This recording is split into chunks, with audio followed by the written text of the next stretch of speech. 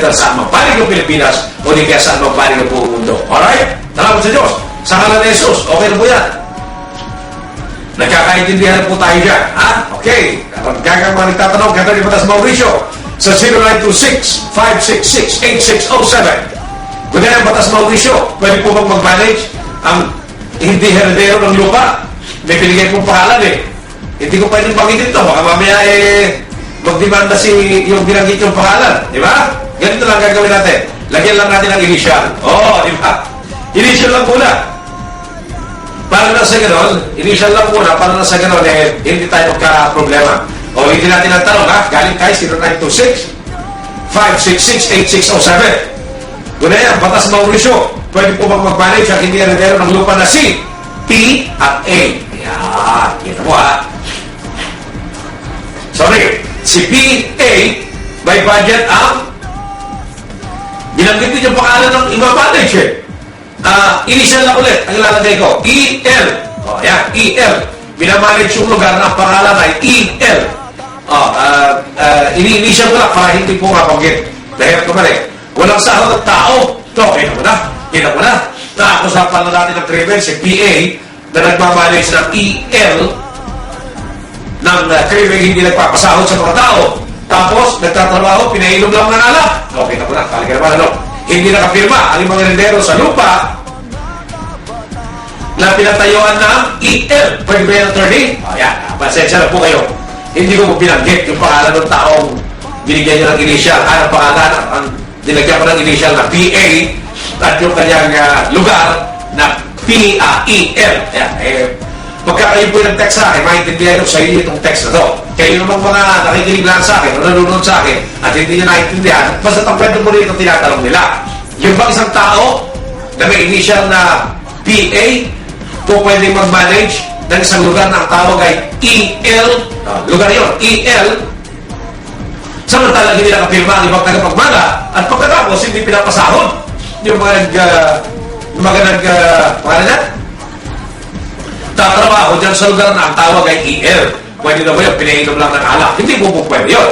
Sa ilalim po ng Presidential Decree 442 as amended, yan po yung Labor Code of the Philippines, dahil po sa Artikulo 116 at Artikulo 288 ng nasabing Presidential Decree 442 as amended, Labor Code of the Philippines, abay, kailangan pasahurin mo ayon sa pinakamababang sahod ng isang tao, yung minimum wage law na tinatawag.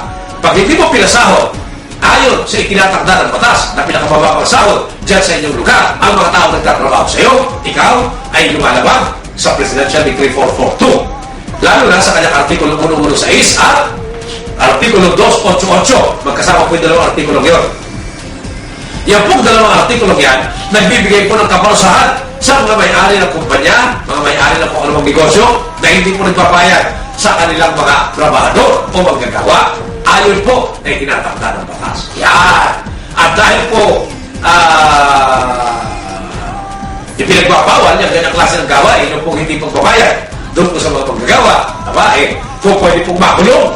Yan, yung may-ari ng kumpanya na yan. Yung may-ari ng negosyo na yan. At higit sa lahat, yung pong mga opisyalis niya na inatasan niya magpatakbo o mag-manage ang kanyang negosyo. Yan. Ano po ang pagkakakulong? Mula po sa 3 buwan hanggang 3 taon. Yan po masakit yan. May parusang pagkakakulong pala yan. Kaya kung ako kayo, baka maggagawa at hindi pinapasahod, sulatan niyo muna. Yan po may-ari ng kumpanya, yung mga opisyalis siya nagpapatakbo ng kanyang negosyo at magreklamo kayo. Bakit po hindi nyo kami pinapasahod dito sa aming trabaho? O di kaya, bakit po pinapasahod nyo kami pero mababa na itinakdak minimum wage ng Regional Tripartite Wage Board? Yan. Pagka po nasagulat kayo sa ganitong klase ng sitwasyon, bigyan nyo sila ng 3 hanggang 5 araw upang ibigay ang karapatang sweldo para sa inyo. Yung sweldo akba sa itinatakda ng Regional Wage Board yan sa inyong lugar.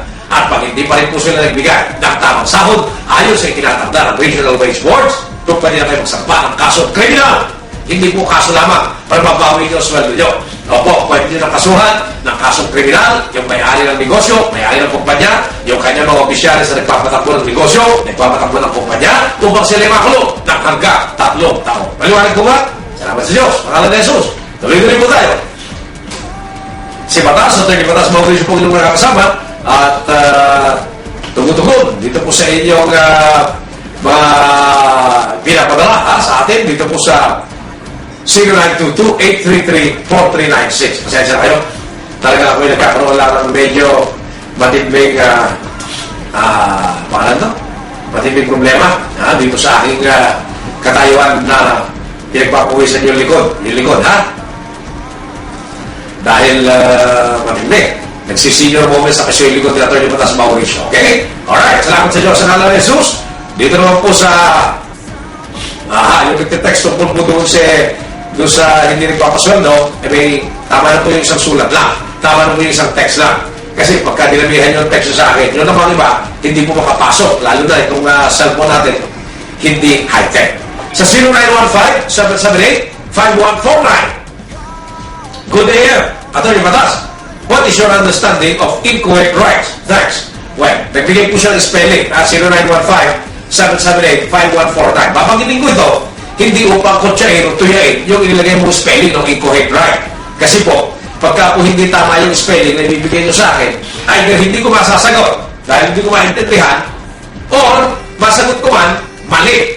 Yung po aking isasagot dahil mali din yung tanong. O, di po ba? So, kung po pwede lang, pag magtatanong kayo sa akin, lalo na sa ganitong klase ng mga technical terms, siguraduhin na po ninyo kung ano po yung technical term at yung tunay at tamang spelling, yun na po ibigay nyo sa akin. No?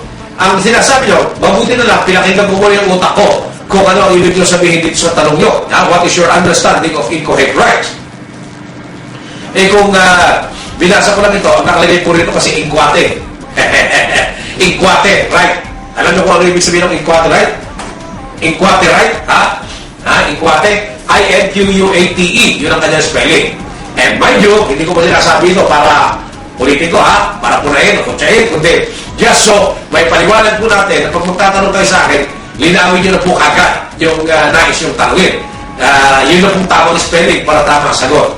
Yung tunog po nito, incorrect. Incorrect. Ano po ba yung sabihin ng incorrect?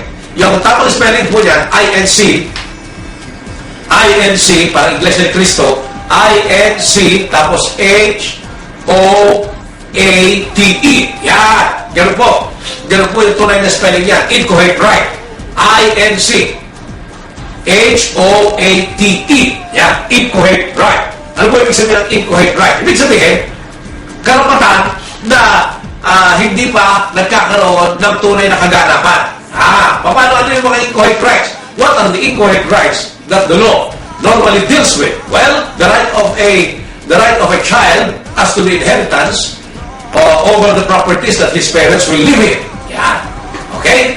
This is an incorrect right to inherit the properties, but this is contingent upon two things. One, the death of the parents, and two, that the child who wants to inherit and who therefore possesses the incorrect right or right in the future to inherit the properties of the parents who will die in the future is not yet